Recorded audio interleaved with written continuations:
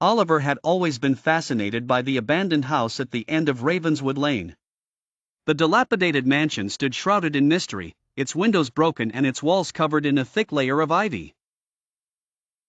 No one in the village dared to go near it, for it was said to be haunted by the ghost of Lady Evelyn, who had died under mysterious circumstances a century ago. One dark and stormy night, Oliver's curiosity got the better of him. Armed with only a flashlight and a sense of adventure, he decided to explore the haunted mansion. As he pushed open the creaking front door, a cold gust of wind greeted him, sending a shiver down his spine. The inside of the house was even more eerie than he had imagined. Cobwebs hung from the ceiling like ghostly drapes, and the air was thick with the smell of decay. Oliver's footsteps echoed through the empty halls as he made his way deeper into the house. Suddenly, he heard a faint whisper. His heart raced as he followed the sound, leading him to a grand staircase. At the top stood a spectral figure in a flowing white dress. It was Lady Evelyn. Her eyes glowed with an otherworldly light as she beckoned him to follow. Oliver felt a chill run through him, but he couldn't tear his eyes away from the ghostly figure. With each step he took, the temperature seemed to drop, and the air grew heavier. Even though fear gripped his heart, his curiosity pushed him forward.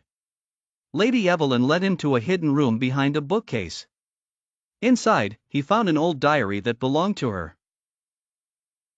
As he read the diary by the flickering light of his flashlight, he discovered the truth about her death.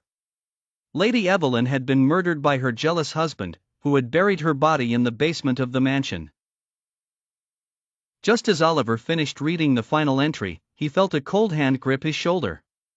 He turned, and there stood a transparent figure of Lady Evelyn. She wasn't hostile, instead, her eyes pleaded for help. "Free me," her voice echoed in his mind. Determined to lay her spirit to rest, Oliver ventured into the dark basement. As he descended the stairs, the air grew colder, and the sense of dread intensified. In the corner of the basement, he found a makeshift grave. With trembling hands, he began to dig using an old, rusty shovel. Hours passed, and finally, he uncovered a skeletal hand. As he unearthed the remains, the house seemed to come alive with the sounds of whispering and footsteps.